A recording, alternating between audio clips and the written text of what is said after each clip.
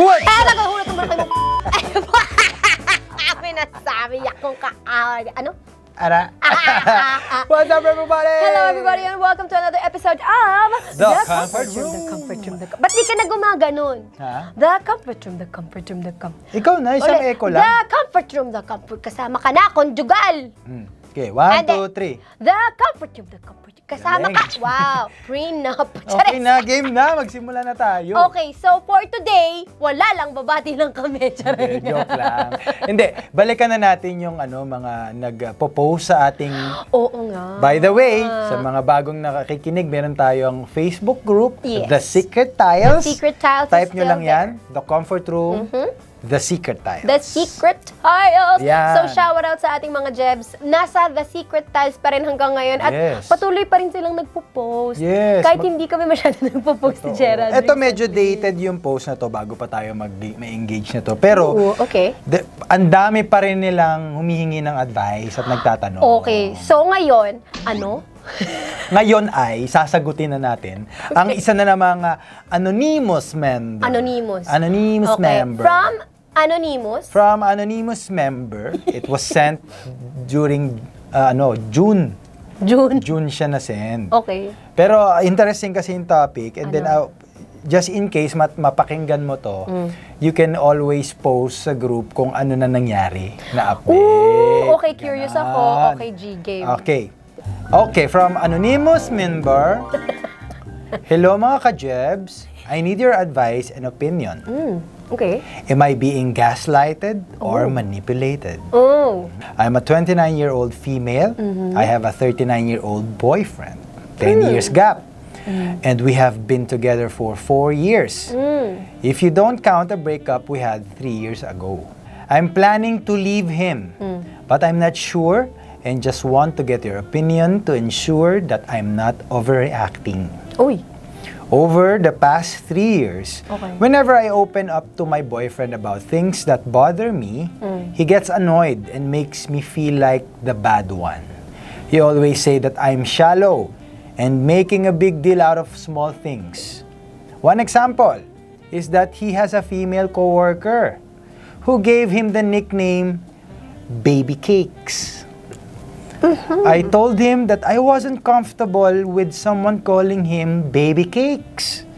But he got angry and said that my concern was stupid and that it's not only that girl who calls him that. He also said that he gets irritated with my tiny shits. This is just one example, but it's always like that. I'm always the bad one and shallow. I'm fed up and I feel like he will never change. We had a fight last Sunday, which I won't detail to keep this post from getting too long. But after that, I decided that enough is enough and I'm ready to leave him. However, I just want your opinion on whether I have been gaslighted or manipulated by this person.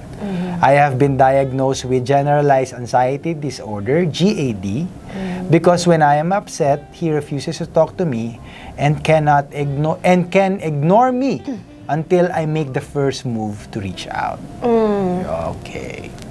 She's being gaslighted. You think she's being gaslighted? Yeah.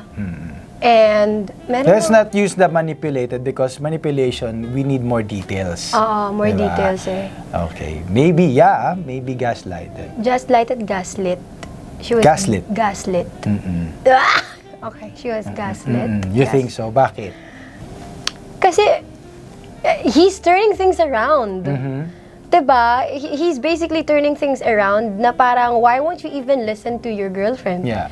Diba? Kasi it's I think we had an episode before para dun sa, pag may situation, kung comfortable yung jowa mo ng ganito, kailangan sasabihin mo kung uncomfortable o hindi, and then you have to respect it. Yeah. And vice versa. Yeah. So it's the same thing. Yeah. Kasi you need to follow where is the person coming from. Oo. Like for example, even that you don't like what he's trying to say or she's trying to say, Oo. you still need to hear the side where it's coming from. Oo. Di ba? Parang, dyan ka ba nanggagaling? So that you can say, I'm sorry if you feel that way. Oo. Di ba? Oo, tama. Kasi pag kunwaring, To validate the emotion. oo, paano ba? Like, ang masasample ko lang kasi lagi, kaming dalawa ni Je.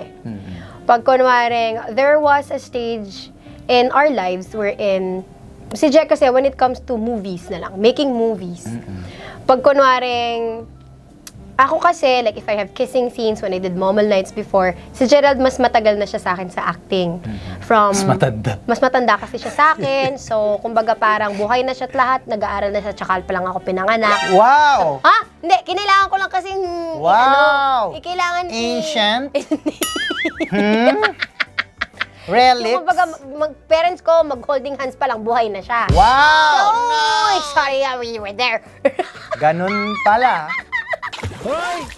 Nabitin ka, no? Nabitin kayo eh! Akala nyo buong episode dito. Hindi, kung gusto nyong mapakinggan ang buong episode ng podcast na ito. I-search nyo lang po ang The Comfort Room sa Spotify at Apple Podcast at marami pang streaming platform for podcast. Diyan po mapapakinggan nyo ang mahabang episode ng The Comfort Room. The Comfort Room. Just click the link below.